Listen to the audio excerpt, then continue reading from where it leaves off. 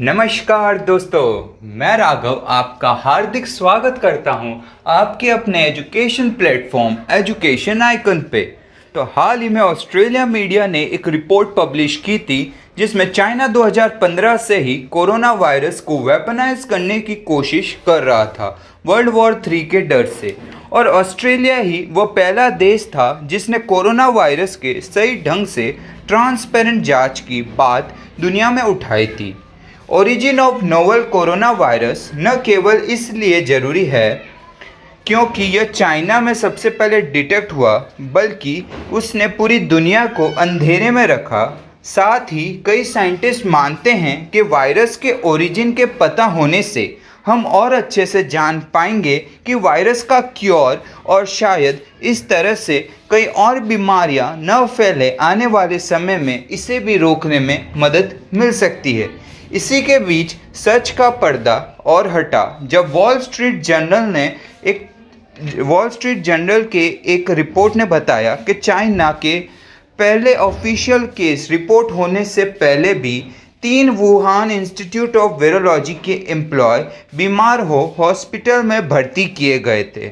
हालांकि उनके हॉस्पिटलाइज होने के कारण तो क्लियर नहीं हैं, पर इससे चाइना के दुनिया को पहले अपने कोविड-19 केस के रिपोर्ट किए दावों पर भी एक शक का घेरा उठता है। इसी के साथ चाइना ने भी कोविड-19 की ट्रांसपेरेंट जांच की मांग को बढ़ते देख अपना प्रोपेगेंडा शुरू कर दिया। कभी वायरस के ओरिजिन को भारत से जोड़ने की कोशिश की, जब वह पैंतरा काम नहीं आया तो उसने एक नई रिपोर्ट पब्लिश कर दी जिसमें उसने कोरोना वायरस को पहले से ही दुनिया में होने का दावा कर दिया और दुनिया को ही क्रिटिसाइज करने लगा कि पहला केस चाइना में मिला। इसका मतलब ये नहीं कि चाइना ने कोविड-19 का ओरिजिन किया है। इसी के साथ वह कई छोटे मोटे देशों पर भी दबाव डाल उन्हें चुप रखा ताकि वहाँ से आवाज़ बंद कर सके। आज के समय चाइना हर कोई पैंतरा इस्तेमाल कर रहा है ताकि आने वाले समय में चाइना और SARS-CoV-2 को साथ में जोड़ के ना देखा जाए।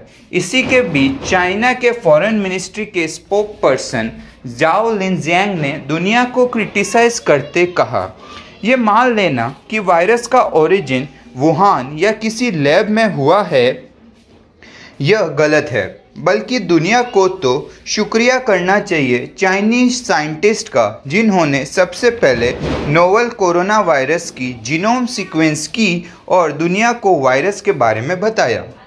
इसके लिए तो वुहान लैब के साइंटिस्ट को नोबेल प्राइज़ इन मेडिसिन से सम्मानित करना चाहिए।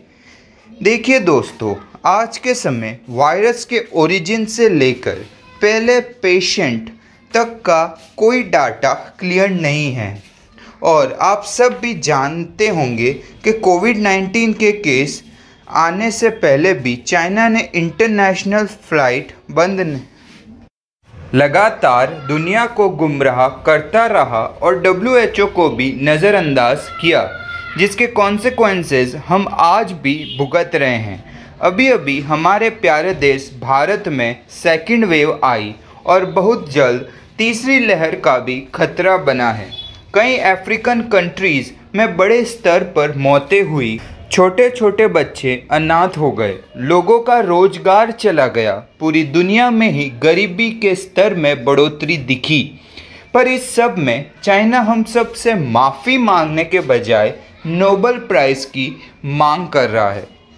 जाओ लिनजियांग यहीं नहीं रुके, उनकी जुबान ये बोलते एक बार भी नहीं लड़खड़ाई और वह अपनी बात में आगे कहते हैं, अगर जीनोम सीक्वेंसिंग कर दुनिया को वायरस के बारे में बताना अगर गुनाह है, तो फिर प्रोफेसर ल्यूक मोंटेग्नियर जिन्होंने HIV वायरस की खोज की, उन्हें तो एड्स फैलाने के आरोप में गुनहगार साबित कर देना चाहिए बजाय नोबेल प्राइज़ देने के। तो दोस्तों, ये था स्टेटमेंट चाइना की तरफ से। इसी के साथ ट्विटर पे भी एक टशल देखने को मिली जब से ये स्टेटमेंट चाइनीज़ फॉरेन मिनिस्ट्री के स्पोक पर्सन के द्वारा रिलीज़ किया गया है। और दोस्तों, proper transparent root cause of COVID तक पहुंचना आज इसलिए भी ज़रूरी है ताकि एक एग्जाम्पल सेट कर दिया जाए। कोई देश कितना भी शक्तिशाली हो, इकोनॉमी में कितना भी बड़ा हो, फिर भी अपने पर्सनल इंटरेस्ट के चलते ह्यूमैनिटी को दांव पे लगाने का अधिकार नहीं है। साथ ही ये इंटरनेशनल ट्रीटीज़ का भी उल्लंघन है, जैसे not use of bio weapons और बैन ऑन बायो वेपन्स। बल्कि इस तरह का कंडक्ट कई टेरर आउटफिट्स को बढ़ावा देने जैसा है। यह दुनिया के उन तमाम लोगों के लिए भी ज़रूरी है जिन्होंने अपनों को खोया है इस महामारी के दौरान, ताकि उनके मन में भी जस्टिस या न्याय के मायने बरकरार रहे।